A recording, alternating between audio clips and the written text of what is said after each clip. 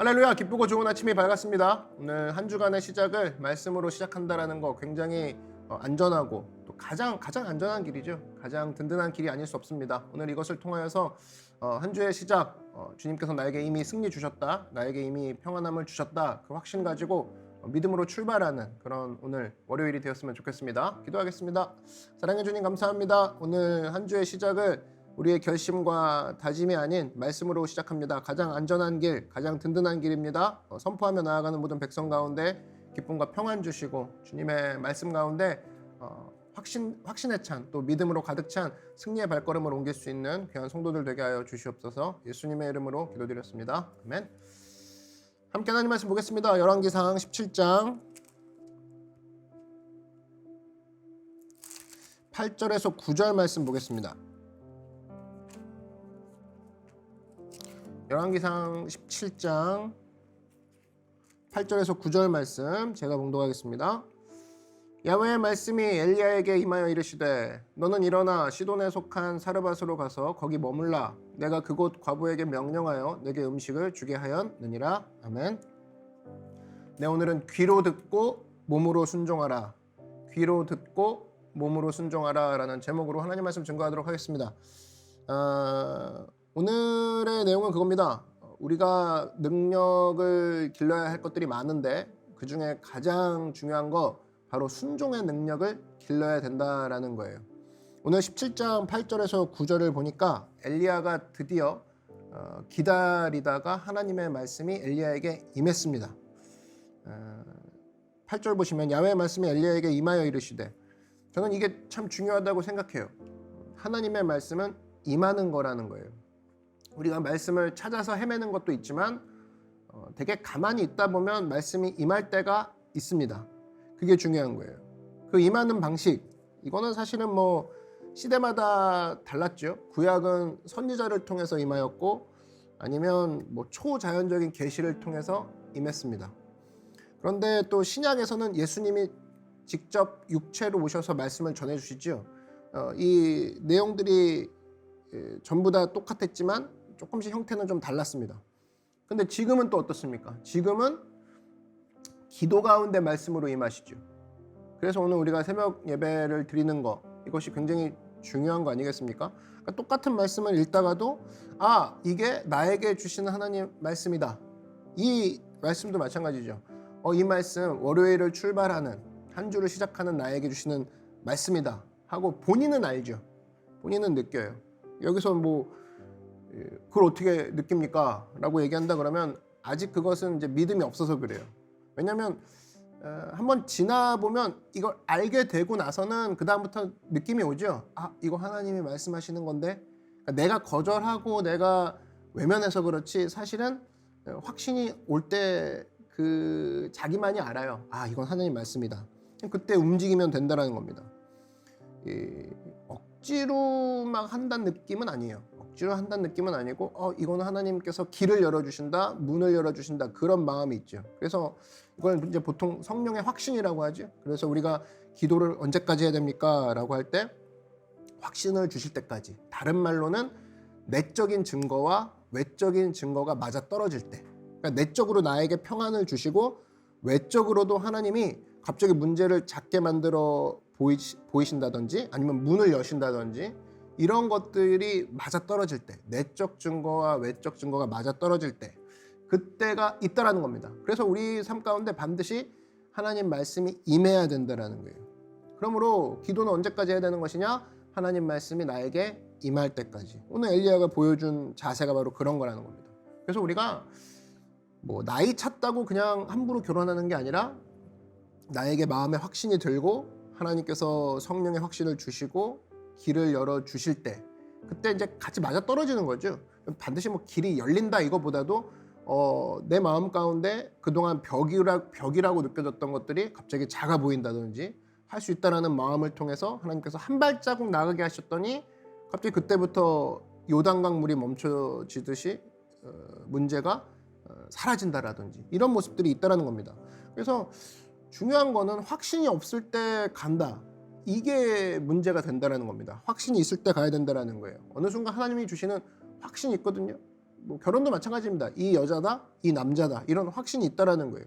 그러니까 확신이 올 때까지 우리가 행동하지 말아야 된다라 그러면은 얼마나 사실은 많이 기도해야 되겠습니까? 기도를 하고 무슨 일을 하든지 확신이 올 때까지 기도하고 확신이 오고 나서 행동하는 거니까 우리는 이 행동부터 하려고 하잖아요. 확신을 주실 때까지 기도하는 이 두 가지가 먼저 선제가 돼야 된다라는 겁니다. 그래서 우리가 언제나입니다. 언제나 확신이 중요하다라는 거예요. 그래서 우리 동물들이 보통 나오는 그런 채널들 있죠. 디스커버리 채널 같은 거 아니면 교육방송에서 이렇게 동물들 생활하는 거 보여주면 거기서 보여주는 지혜가 있더라고. 그 자연 그대로의 그 법칙이잖아요. 어떻게 보면 때묻지 않은 하나님의 어떤 손길이 동물에게서 좀 느껴질 때 그런 거 여러분 못 느낍니까? 그때 보면은 사자를 한번 본 적이 있어요. 사자 본 적이 있는데 그냥 어슬렁 거리더라고요. 난 처음 알았어요. 24시간 중에 한 20시간 잔다라는 거예요. 사자가. 거의 고양이랑 비슷한 것 같아요. 별로 하는 일이 별로 없는데 그러다가 자다가 지쳐서 한번 일어난다라는 겁니다. 일어나서 이제 먹어야 되잖아요. 밥을 먹어야 되는데 하나 목표를 잡았다 그러면 그 순간 떼거지로 온 식구가 다 동원해서 그 목표물을 잡는데 전력 질주한다라는 거예요. 근데 그때 사자의 눈을 이렇게 카메라가 잡는데 아까 잘 때랑은 좀 달라요. 완전히 저 먹이다라는 그 확신에 진짜 눈에 불이 들어왔다는 표현이 맞을 정도로 굉장한 확신이 가득 찬 눈동자로 뛰어서 먹이를 쫓았습니다. 사자가 오래 못 뛴대요. 뭐 기껏 뛰어야 20분 정도 뛴다 그러는데 이게 뭡니까? 사냥할 때 집중한다 이거죠. 우리도 바로 이런 인생을 살아야 된다는 겁니다. 사자같이 뭐 잠만 자라 그 소리가 아니라 어떤 목표가 생기는 순간에 그동안에 응축됐던 힘을 가지고 20시간 자고 20분 뛰는 거잖아요. 그런 어떤 목표를 향한 강력한 집중력, 강력한 확신 이것이 중요하다라는 거예요. 그래서 우리가 평소에 뭐 그냥 어정쩡하게 지내다가도 하나님 말씀이 임했다라는 순간 이게 하나님 말씀이라는 확신이 드는 순간 사자와 같이 전력 질주하는 모습 그런 모습이 있어야 된다는 겁니다. 이것을 다른 말로 한다 그러면 말씀을 들었어요. 그러면 말씀이 임했을 때는 반드시 행동으로 주석을 해야 된다는 거예요. 말씀을 듣고 말씀으로 주석하는 건 뭐 연구하는 학자들이나 하는 것이고 말씀을 들었으면 나는 행동으로 풀어버리겠다. 행동으로 주석한다 그러죠. 행동으로 그것을 댓글을 달겠다. 그 소리입니다. 그래서 여러분 말씀은 항상 행동으로 주석이 돼야 된다는 거예요. 요한복음 2장에 보면은 가나의 혼인잔치 기적이 나오죠. 거기 5절에 보면은 이런 구절이 나옵니다. 예수님께서 그 어머니하고 같이 그 잔치에 가셨는데 그 어머니가 뭐라고 하느냐? 너희에게 무슨 말씀을 하시든지 그대로 하라. 그대로 하라. 무슨 말씀을 하시든지 그대로 하라. 말씀을 들었으면 그대로 하라. 이거거든요. 그때 7절과 8절이 정말 감격스럽죠. 항아리에 물을 채우라 하신즉 아구까지 채우니. 이것을 원어를 보면은 대꾸법입니다. 채우라 하신즉 채우니. 채우라 채우니 이거예요. 그 다음에 연회장에 갖다 주라 하심에 갖다 주었더니 이게 전부 다 이제 라임이라고 그러죠. 채우라 그랬으니 채우고 갖다 주라 했으니 갖다 줬다. 이 얘기입니다. 그러니까 예수님 말씀이 전부 다 뭐 하고 있는 거예요? 말씀의 행동으로 카피가 되는 거죠. 이렇게 말씀 카피, 말씀 행동 이런 식으로. 그런데 이렇게 됐을 때 결과가 뭐냐? 기적이 나타나게 돼 있다는 겁니다. 말씀을 하셨더니 말씀으로 카피하는 게 아니라 말씀하셨으면 행동으로 카피했고 이것이 바로 기적이 되더라. 아시겠죠? 그 모습이 있었다는 겁니다. 오늘 본문도 보니까 사르밧으로 가라 그러죠? 그랬더니 사르밧으로 가서 10절 9절 보시면 시돈에 속한 사르밧으로 가서 거기 머물라 그랬더니 엘리야가 카피하죠. 10절에 그가 일어나 사르밧으로 가서 행동으로 카피합니다. 이런 것들만 이렇게 색연필로 이렇게 칠했으면 좋겠어요. 주황색 색연필로. 왜 주황색? 제가 좋아해서 그래요. 주황색. 이 사르밧으로 가서 사르밧으로 갔더니 그죠? 이것들이 내 삶에 그대로 이루어진다 그러면 엄청난 기적과 성장이 있다는 거예요. 여러분 잊지 마십시오. 하나님 말씀은 그대로 카피하는 거 이거야말로 정말로 좋은 성도고 하나님이 기뻐하시는 성도고 이게 바로 능력이라는 겁니다. 근데 우리는 보통 어때요? 말씀만 잔뜩 쌓아놓습니다. 카피가 안 돼요. 행동으로. 말씀만 계속 쌓아지고 있는 거죠. 그러면서 이제 밤낮 하나님 살아계십니까? 섭섭합니다. 이거 설명 좀 해주시죠. 뭐 나한테 이럴 수가 있습니까? 나 삐졌어요. 요것만 계속 여기서 하는 겁니다. 행동으로 카피를 안 한다는 거예요. 그래서 여러분 좋은 교회는 어떤 교회냐? 말씀 임했을 때 행동으로 옮기는 교회. 이게 좋은 교회라는 거예요. 말씀이 역사하는 교회는 다른 게 아니라 하나님 말씀이 힘있게 증거됐냐? 그러면은 행동으로 카피하는 교회. 그게 바로 좋은 교회다라는 거예요. 좋은 가정, 좋은 성도도 마찬가지라는 겁니다. 우리 성경할 때도 마찬가지죠. 땅끝까지 이르러 내 증인이 되리라. 이 말씀이 임하니까 그대로 카피해서 가서 그대로 증인이 되는 거죠. 그래서 일어나라 주의 백성. 말씀 임했을 때 가서 그대로 행동을 하는 거죠. 일어나라 주의 백성. 그대로 하는 거죠. 순종하는 거죠. 근데 이걸 반대로 하면 민망하지 않겠습니까? 말씀 임했는데 가서 행동 안 하고 말씀으로 그 자리에 서 있다든지 아니면 행동부터 한다든지 순서가 엉키면 이 순종의 열매가 맺어질 수 없다라는 거예요. 그래서 우리가 신앙생활이 사실 힘든 게 아닙니다. 그냥 그대로 카피하는 인생이에요. 카피. 하나님 말씀 임했어요? 그러면 카피하겠다는 거예요. 행동으로 카피하겠다. 그럴 때 바로 능력이 있다라는 겁니다. 사실은 오늘 이 본문을 보면은 여기서 하나님 주신 명령 자체가 좀 무리스러운 명령이 좀 있기는 합니다. 내용이 뭐냐? 시돈으로 가라고 그랬죠. 시돈에 한번 동그라미 치시면 시돈이 어떤 지방입니까? 시돈은 이세벨의 고향이죠. 이세벨의 고향으로 가라. 그 얘기는 사자굴로 들어가라 그 소리죠. 그러니까 왜 하나님께서 이런 명령을 했을까? 이런 생각 안 해보셨습니까? 이 의미는 바로 뭐냐면은 적의 심장부에 깃발을 꽂으라 그 얘기입니다. 적의 심장부에 더 이상 도망치지 마라. 하나님의 깃발을 꽂으라. 그래서 하나님께서는 때로는 우리에게 일부러 험난한 곳으로 보내실 때가 있다라는 거예요. 일부러. 왜 그러느냐? 최악의 조건이죠. 최악의 조건에서 오히려 하나님의 능력이 뛰어남을 보여주기 위해서. 혹시라도 이 조건이 좋은 조건이거나 충분히 승리의 조건을 다른 데서 갖추고 있는 곳에서 만약에 승리한다 그러면 우리가 영광을 자기에게 돌릴 경우가 많을 텐데 아예 그럴 여지가 없는 곳으로 보내시는 거죠. 그러므로 여러분 이렇게 생각해야 됩니다. 예수 믿는 사람 파이팅 스피릿이 있어야 된다는 거예요. 파이팅 스피릿. 싸울 줄 알아야 된다는 겁니다. 최악의 조건으로 가는 건 우리에게 하나님의 영광을 드러내기 위한 조건으로 모시는구나. 자꾸 그쪽으로 가게 하시는구나. 그래서 우리가 보통 불평하는 내용이 그거 아닙니까? 하나님 내가 열심히 했는데 왜 이쪽으로 자꾸 가게 하십니까? 우리 교회가 열심히 하는데 왜 자꾸 이쪽으로 가게 하실까요? 라고 했을 때 최악의 조건에서 내가 더욱더 빛나는 법이란다. 하나님이 그것을 보여주기 위해서 그쪽으로 가게 하시는 거예요. 그렇다 그러면 나에게 뭐가 더 임하실 거예요? 하나님의 능력이 더 임하겠죠. 최악의 조건에서 영광을 보여주기 위한 하나님의 방법이니까. 그죠? 그러니까 나에게 임할 것은 능력밖에 없다라는 거죠. 하나님의 능력. 그래서 여러분 선교도 마찬가지입니다. 선교도 마찬가지고 삶 가운데도 하나님 내가 어려운 곳에 가게 해주십시오. 험난한 곳에 가게 해주십시오. 왜? 그곳에 갔을 때 더 이상 내 자랑이 없는 거죠. 그리고 여기서 만약에 승리한다 그러면 내가 잘해서 승리했다라는 아예 가능성조차 없는 곳. 근데 거기서 승리했다? 그럼 하나님의 능력이었습니다. 하나님의 은혜였습니다. 이 고백밖에 남지 않는 거죠.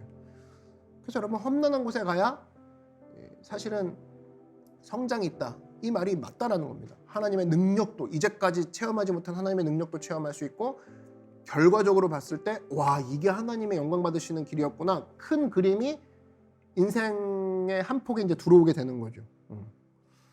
또 하나 이 무리스러운 명령이라고 얘기할 수 있는 게 뭐냐면 이 무리스럽다라도 순종했던 엘리야가 대단한 건데 지금 사르밧으로 가서 과부 집으로 가라고 그러죠. 우리는 이 성경상의 인물에 대해서 너무 거룩하게 생각하는데 엘리야는 이 홀로 살았던 독신 같죠. 그리고 엘리야는 남자입니다. 남자. 그거 믿으시죠? 남자예요. 과부는 여자인 거 믿으시죠? 과부예요. 이상하지 않습니까? 과부 집에 남자가 가서 하루 이틀도 아니고 묵으라 그러잖아요. 그런데 이렇게 하다가 소문나면 어떡합니까? 스캔들 나면. 그죠? 저는 저도 마찬가지인데 웬만해서 차 탈 때는 거의 안 그럽니다. 뭐 이렇게 그 사모랑 같이 탈 때 아니면은 부득이하게 여자 선동님하고 이제 차를 탈 때는 뒷좌석에 여자 선동님을 앉게 하시죠. 그게 좋은 것 같더라고. 몇 가지가 있어요. 뭐 그런 어쨌든 오해 같은 거 없게 만들고 부교역자 때부터 이제 그 훈련 받았던 교육 받았던 내용인데 조심하는 거가 전부 다 뭡니까? 그 오해 받지 않기 위해서 하는 거 아니? 그럼에도 불구하고 하나님 스캔들 책임지실래요? 이렇게 얘기 안 하고 그냥 그대로 순종했다는 겁니다. 엘리야가. 위험 상황이 있죠. 그러니까 이게 전체적으로 쉬운 부분은 아니라는 거예요. 엘리야에게 있어서. 또 과부라 그러면은 구약 시대 때 보면은 부자는 아니죠. 대부분 캐릭터가 가난한 사람들인데 고아 과부, 사회적인 보호를 받지 못하는 사람들의 대표층 아닙니까? 최고로 가난한 사람인데 아니 이왕 갈 거라 그러면은 부잣집에 좀 가라고 하시지 과부, 가난한 과부의 집에 가라. 이러면 좀 민망하지 않습니까? 가봤더니 또 진짜 가난해요. 뭐 남은 가루 좀 있고 완성된 것도 아니고 또 먹고 죽겠대요. 아 이게 큰일 나죠. 그랬더니 뭐 엘리야가 하나님 저 장례 예배 드리러 갑니까? 이렇게 말할 수도 없는 거고 이런 느낌 안 드십니까? 왜 가라고 했을까? 목회자도 그럴 때가 있습니다. 이게 어떤 때는 상식과 맞지 않는데 자연스럽게 되지 않는 그런 거죠. 그런 곳을 향해 하나님이 말씀하실 때 근데 왜 하나님이 자꾸 그런 곳을 하게 만드시고 그런 곳으로 가게 하실까 생각해보면 아 무슨 뜻이 있겠구나 하고 가서 순종하고 나면 그때 깨닫게 되는 게 있다는 거예요. 이것을 뭐라고 하냐? 하나님께서 새로운 길을 여신다라는 거죠. 새로운 길을 여신다. 그러니까 여러분들 우리가 여기서 봐서 알 수 있는 게 뭐냐면 순종할 때는 새겨 듣고 내가 해석이 된 대로 순종하는 게 아니라 있는 그대로 순종하는 게 얼마나 중요한지를 보여주는 거죠. 이게 설명이 안 되는 겁니다. 설명이 안 되는 거. 엘리야도 오늘 보여주는 내용이 마찬가지입니다. 그러니까 너가 만만한 곳, 너가 설명이 되는 곳에 가는 게 아니라 험난한 곳 가라. 험난한 곳 가고 해석이 안 되는 곳을 갔을 때 내가 거기서 역사함을 보여주리라. 그랬더니 하나님께서 거기서 기적적으로 가루가 그치지도 않고 기름병의 기름이 흉년이 지날 때까지 마르지 아니하는 기적을 맛보게 하신다는 거예요. 나중에는 엘리야도 잘 살고 과부도 아들도 안 죽고 잘 살지 않습니까? 이게 하나님의 새로운 길이다라는 거예요. 새로운 길. 이게 있기 위해서는 우리가 먼저 뭐가 돼야 되느냐? 철저한 순종이 출발점이 돼야 된다라는 겁니다. 오늘 말씀을 정리하겠습니다. 말씀은 귀로 듣는 거예요. 그리고 하나님께 행동으로 순종한다는 겁니다. 말씀에 뭐 이렇게 채널이다 그러면 귀로 들어와서 손으로 나간다. 귀로 들어와서 손으로 나가고 귀로 들어와서 발로 나간다.